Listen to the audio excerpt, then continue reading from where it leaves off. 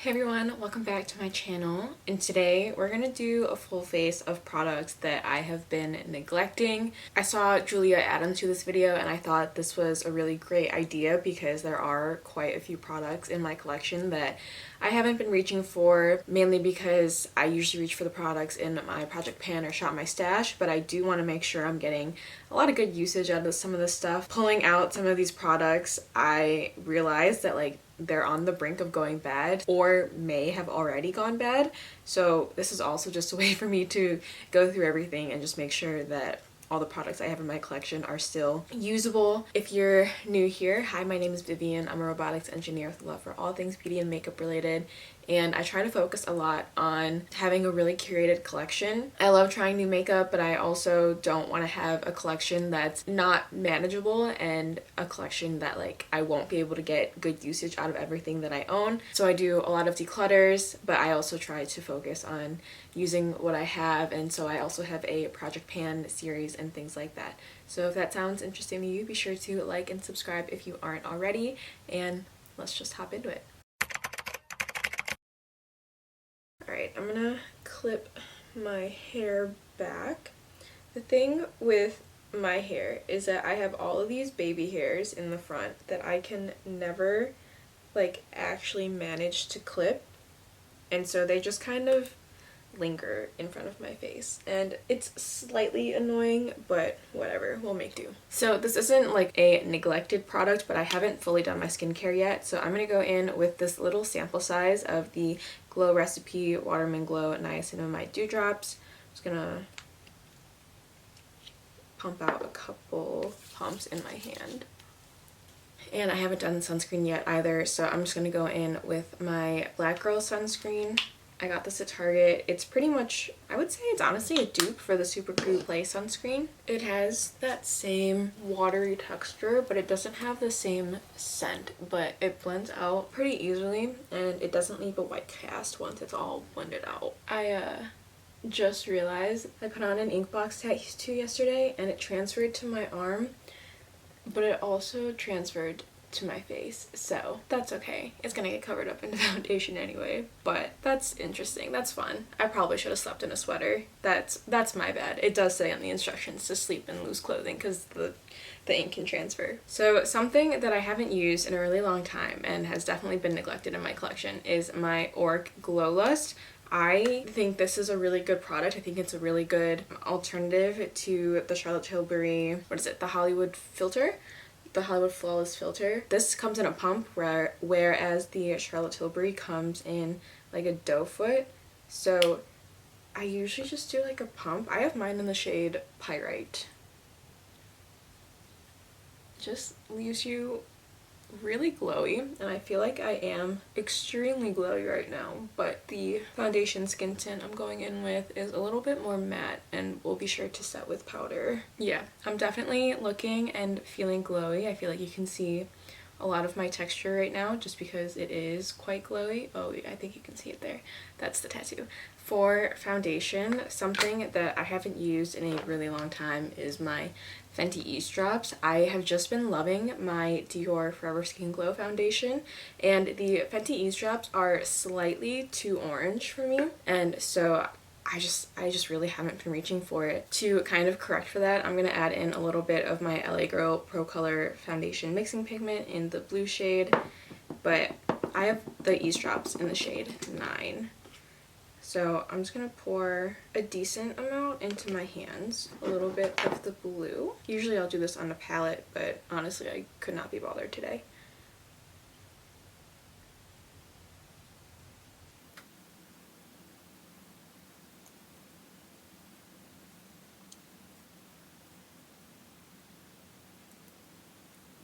And I'm actually gonna go in with my sponge to blend the rest out, just because I do think I put a little bit too much.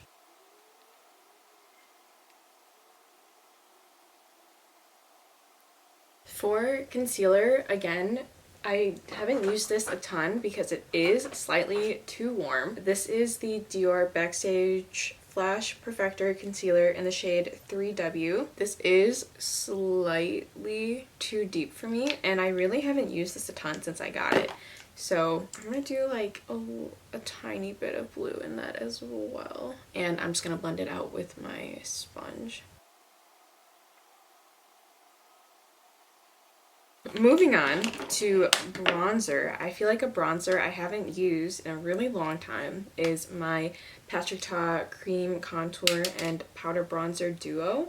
I have just been reaching for the products in my project pan in my Shop My Stash, and I haven't really been reaching for this. So I'm going to go in with the cream side first, and I'm just going to use a BH Cosmetics number 4 brush. For blush, I have not used my Phytosurgeon's Sublimate nearly as much as I should have. So I'm going to go in with this. I'm going to go in with this e.l.f. Putty Blush Brush for this. And I honestly don't remember how pigmented these are. So I'm going to tap a little bit up onto my hand first. This is such a pretty color. This is like my ideal sunburnt shade, sunburnt blush color. These blend out really easily. That's so pretty. That is such a pretty sunburnt blush shade. I love that. I love that so much. I'm just gonna go over with my sponge a little bit just to tone it down. I did get a little bit carried away. Okay, now for powder. I'm gonna go in with my LYS Triple Fix Translucent Setting Powder. I've just been trying to pan my Kosas Cloud Set for so long now that all of my other powders have just fallen to the back, but this is my oldest powder besides the Kosas Cloud Set, and so I just have not been reaching for this nearly as much as I should have. I'm just gonna go in with a little powder puff. These ones are from Ulta, and I'm just gonna really press some powder into my T-zone because I have been very oily in my T-zone recently. And I just want to make sure everything is set. For a powder bronzer, I'm gonna go back in with my Patrick Ta Cream Contour and Powder Bronzer Duo. Take it on a fluffy brush. For blush, I am gonna top off the cream with this one. This is the Bare Minerals Kiss of Rose Bronzer. I have not used this in so long. I honestly kind of forgot about it. When this first launched, I loved this. It was so pretty.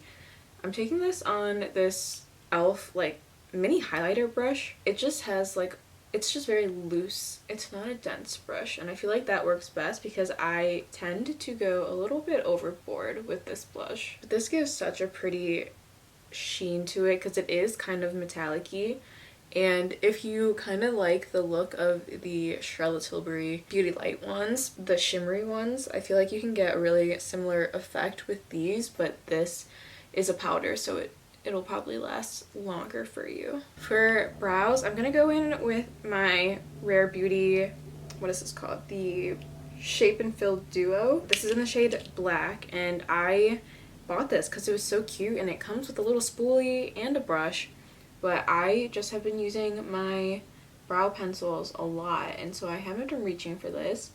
We're gonna reach for it now though, because this is a really good brow powder if that is the type of product that you enjoy.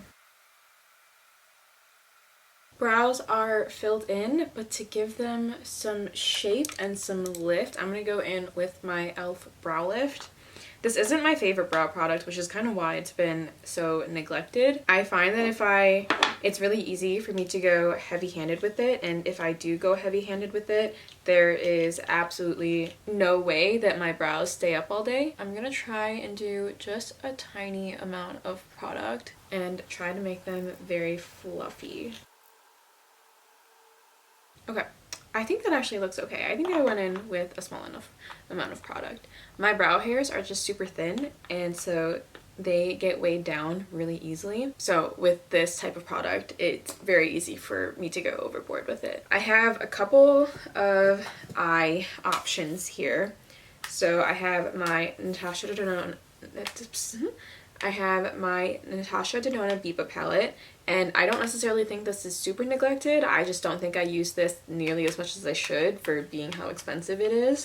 I also have Phytosurgence Wild Oak because I don't think I've used this on my eyes since I've gotten it. I definitely swatched it, but I don't think I've put this all over my eyes. I also have my Kosas 10-second eyeshadow, the original, in the shade Globe. I'm pretty sure this is expired, but we're gonna try it anyway. It's just not as liquidy as it used to be. It definitely used to be like something you had to shake to put the pigments together, and that just has not happened in a while. So this might be a bad idea because it is probably expired, but I'm just gonna go in with a little bit of this, and I'm just gonna use my finger to kind of tap it out a little bit. This is a really pretty single shadow. The shift it has is unreal. Hostess did reformulate it though, and I have the reformulated version, and that's pretty in terms of just like a liquid eyeshadow, but it's not the same as, you know, their old formula. It doesn't have as much shine as their old formula, and I know a lot of people were quite upset about that, me included though, because it's just so pretty. I don't think I've necessarily been neglecting a ton of my lip products, but there are a few that I haven't used in a very long time. I am gonna line my lips with the Huda Beauty Lip Contour 2.0 in the shade Honey Beige. I have just been loving my NYX lip liners, and so I haven't been reaching for a ton of my other formulas. And this lip liner is retractable, so I also just feel like I don't use it a ton because it is, I don't know, the tip of it is slightly too fat, and I know I can sharpen it. It comes with a little sharpener on the other end, but I kind of just wish that, you know, the product itself was slightly thinner. It is very creamy though, so usually with my pencil liners, I will like take my finger and smudge it, but with this one I can just like, and it smudges. I have a couple lipstick options here that I feel like have been neglected. They're all bullet lipsticks. The first one is the Victoria Beckham Posh lipstick in the shade Twist. It's this really pretty like neutrally pink. I also have Charlotte Tilbury Supermodel. It's slightly deeper of a shade. And then I have MAC Powder Kiss in the shade Teddy 2.0, which I put on top. So that's MAC Teddy 2.0, that's Victoria Beckham Twist, and that is Charlotte Tilbury Supermodel. I think I'm gonna go in with Victoria Beckham because I really haven't used this, and this lipstick is not cheap. This also has more of a shine than the other two lipsticks. I think part of the reason is because on its own, this isn't my favorite color. It's honestly like a little bit too light, but since I have kind of a deeper lip liner, I don't think it's too intense. I am going to curl my eyelashes and put on mascara. I don't have a mascara that I've been neglecting. I've been trying to cycle through what mascaras I put on top of my Pamel Essence mascara base. If I had to choose one, I guess it's the Rare Beauty one. So I'm gonna put on mascara and I will be back for the final look.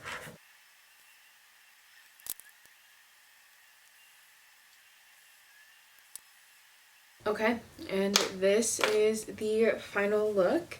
I think it turned out pretty good. I mean, I am very happy with the products I have in my collection. If you've been here a while, you guys know I've been trying to focus on a really curated collection.